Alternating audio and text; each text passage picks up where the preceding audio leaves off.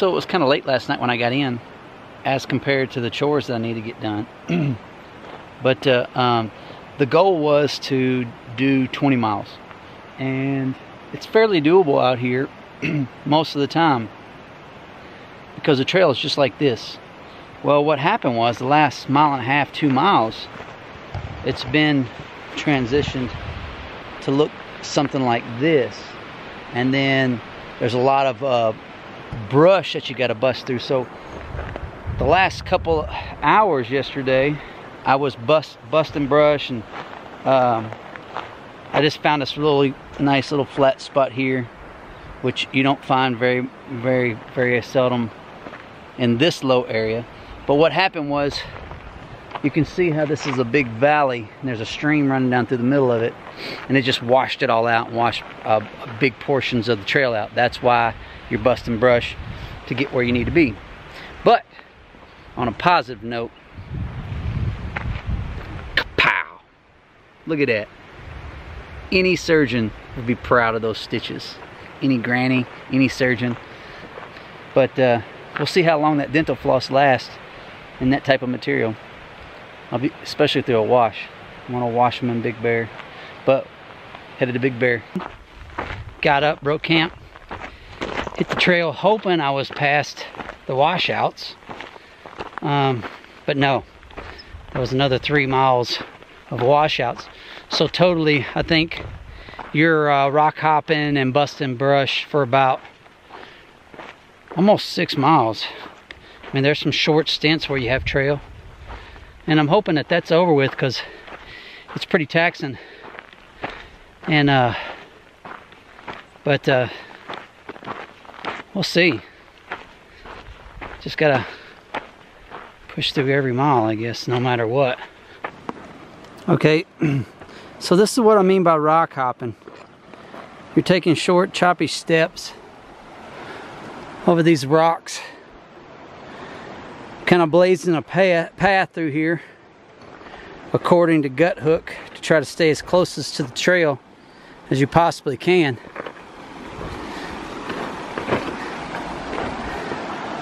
And you're constantly bouncing back and forth across this creek.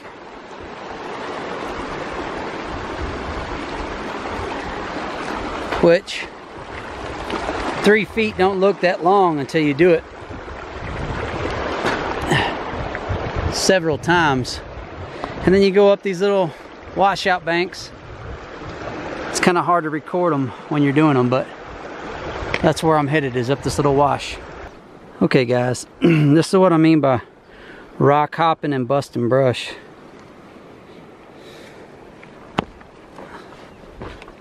So you're jumping over rocks, busting through some of this brush.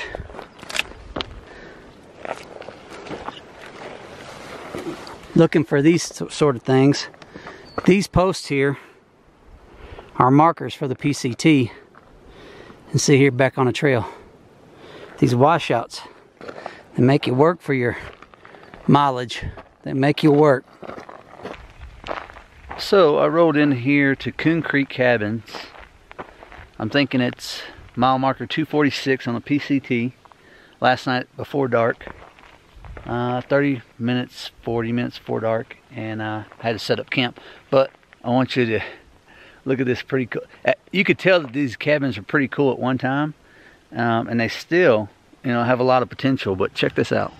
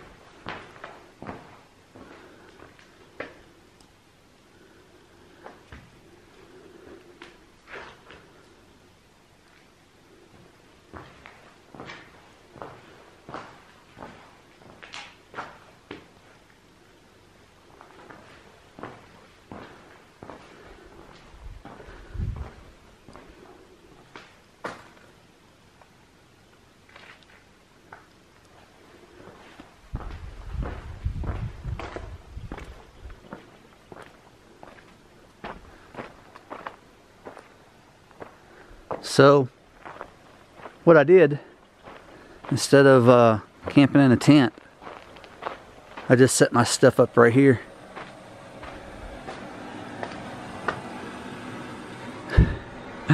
Only a roof on part of it. So I guess you would actually call that somewhat of a cowboy camping. But it's a little chilly in here, a little breeze coming through those cracks at the bottom. But overall it was a nice day. And I thought you'd enjoy these cabins. Coon Creek cabins. Mile marker 246, I believe. 246. Headed to Big Bear today. I should roll in there. It's about a 20-minute trek from here. 19.7. And should be there before dark. Provided we don't run into any problems. See you there.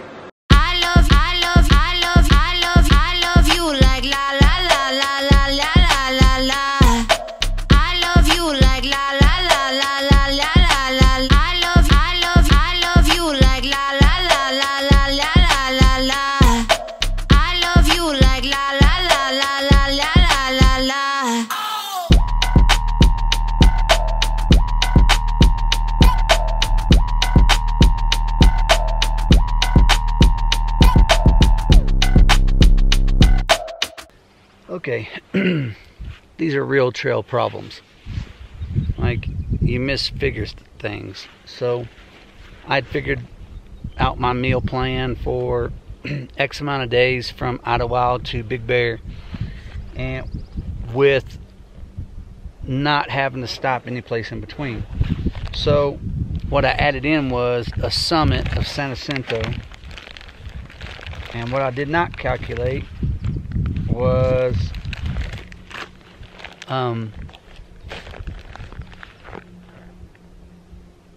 washouts and, you know, as much snow as I ran into on the very first day. So I miscalculated my food.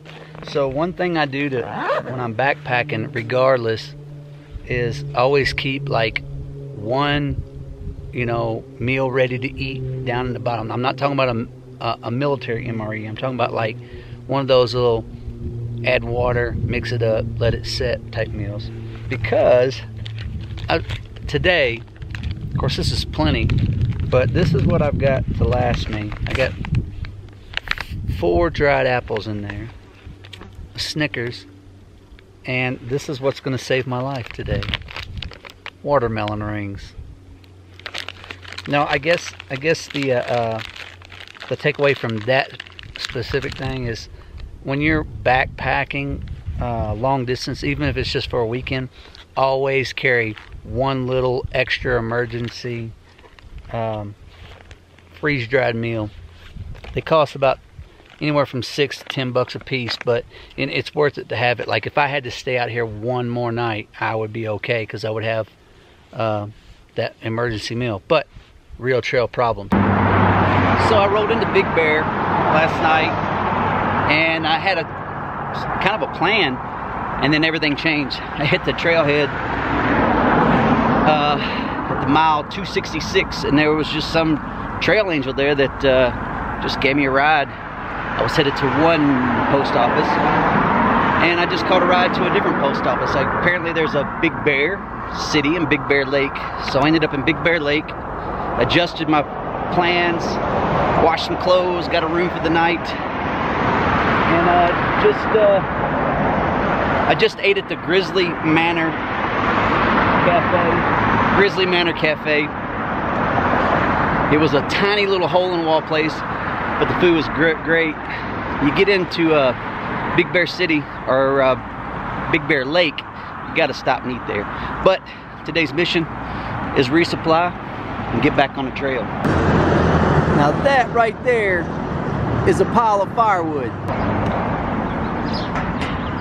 The last couple of days on the trail, I haven't recorded very much because I think I've been having trouble with nutrition, and I've thought it might have been the heat or sinus infection, but in the end, I think it's because of bonking. And if you've never bonked at any type of athletic event, I'm telling you, it's just like, it seems like every step is a struggle. So I'm re-looking at my nutrition. Those little bag meals that you get, I don't care much for them. So I'm going to try to readjust what I'm doing. And what we'll do is go through what I have selected, and then I'm going to pre-package everything and try to get it down to smaller bite size to fit in my pack, which can be a little bit trying, or could use some ingenuity. But today, my cold soaking thing is gelato cam. Reminisce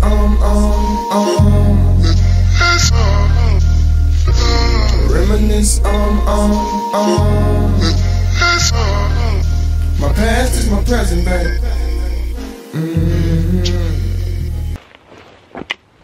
So how often in your life do you ever just meet a complete stranger and it's like you've almost known them for years? I can't speak for you. I can only speak for myself and my own life experience, but that kind of stuff, it doesn't happen to me very often. But I throw out a thumb on, I think it's I-18, but it brings us back out to the trailhead, and as soon as I throw up a thumb, this black pickup truck almost jams on the brakes, pulls over on the side of the road. I come up to the window and I said, you know, hey, can I get a ride to the PCT? So he says, yeah, jump on in. He makes room in his truck. He and his wife and his small child make room in the truck. I jump in a shotgun seat. We take off. It's 6-7 miles, something like that, maybe 8, to the trailhead, and we start chatting. And then just suddenly, man, it was just like, boom. There was an instant connection. It was like, I had known this dude all my life, and you could tell that he felt the same way. And so I get a ride back to the trailhead by hitchhiking, which I don't necessarily enjoy doing. It's kind of like begging, you know. I don't like doing fundraisers. I don't like doing stuff like that. I don't like that kind of stuff. But anyway, this dude named Junior, which you're gonna make this video, man,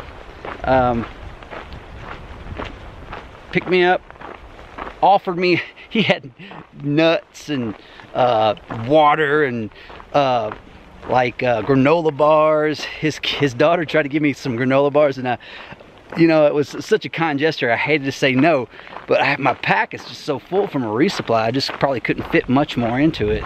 But really cool occurrence today. And you know, it's been years and years, like, since I ran into anybody like that. That's the cool stuff that you run into out here on a trail.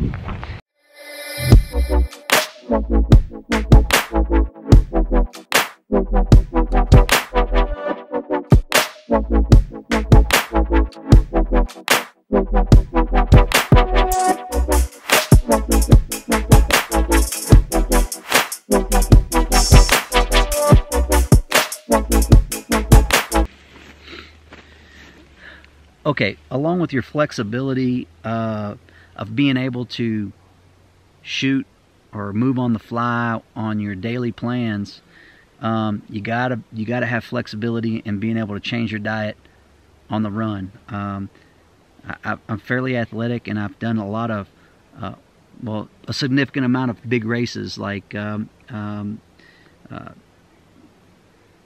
ultra marathon and kayaks of 340 miles, 255 miles, and then adventure racing of 12 hours or so.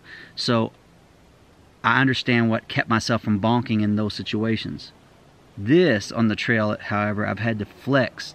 As of the last couple of days, I started bonking at the end of the day. And if you don't understand what bonking is, when you bonk, your body hits a point where, I guess, your sugar levels drop to the point where you have no energy, and you're basically running on no fuel. So you have to fuel your body. But once you hit the bonking stage, it takes a while, like overnight or a few hours, to bounce back from that bonk. So you got to adjust the way you eat. So what I was doing, I was eating constant calories throughout the day, and it got to the point where I was burning so many calories after day after day after day that, like, the kayaking, long distance kayaking stuff didn't kind of overlap. I thought it would, but it did not. So I had to get flexible on my eating. So I'm gonna pound a lot of calories in the morning and then continue to pound larger amounts of calories through the day. And I'll show you what I did with my resupply. Okay, here what you're looking at is like when you saw it on the table, you saw the oatmeal in the cups. It was a pre-mixed oatmeal that was designed for cold soaking with milk overnight, so you can have like a parfait in the morning.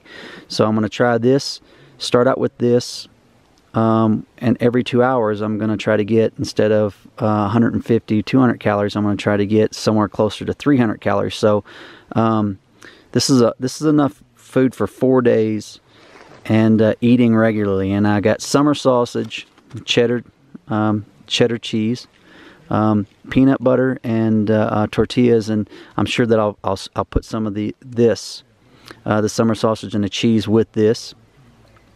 What you're seeing in the back, that's going to be like a multi-purpose thing that can go in just about anything.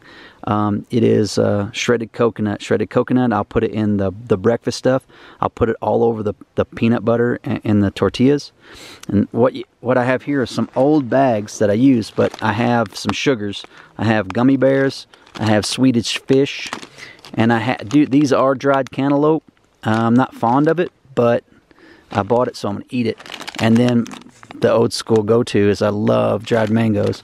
Now for dinner, my dinners are going to be reasonable, probably not as high in calories as what I was eating at night before, but so I've got rice. I'm going to split this rice in half, and I'm going to cold soak it throughout the day, and then mix it with its original seasoning, and then maybe this chicken-based bouillon.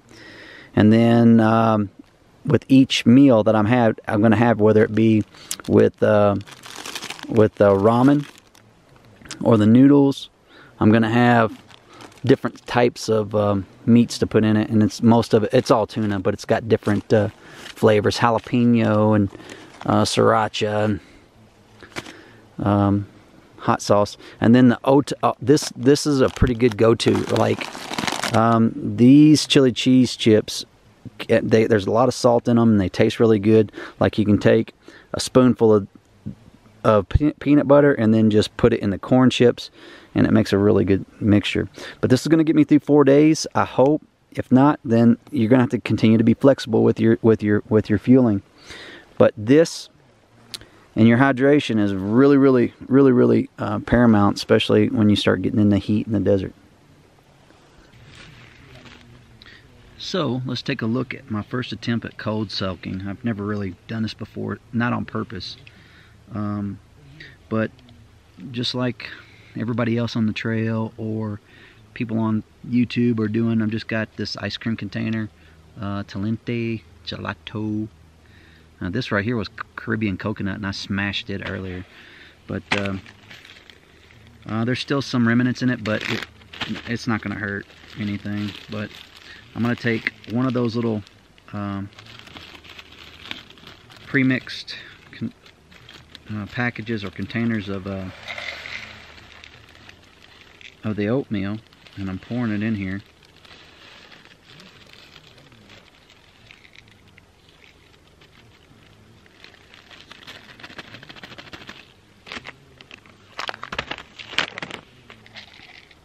So you got that. I read the instructions real quick, but I didn't have my glasses on when I read them, so I don't know. But I'm going to take quite a bit of this coconut, which this is quite a bit, and I'm just going to dump it in there, add water.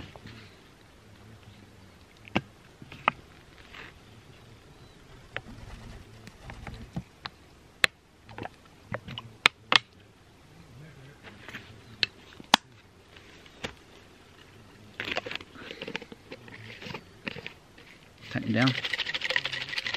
And just mix it up real good. And I'm just going to let it set tonight.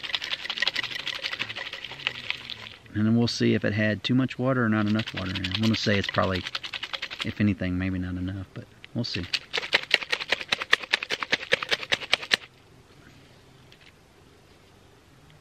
We'll see in the morning.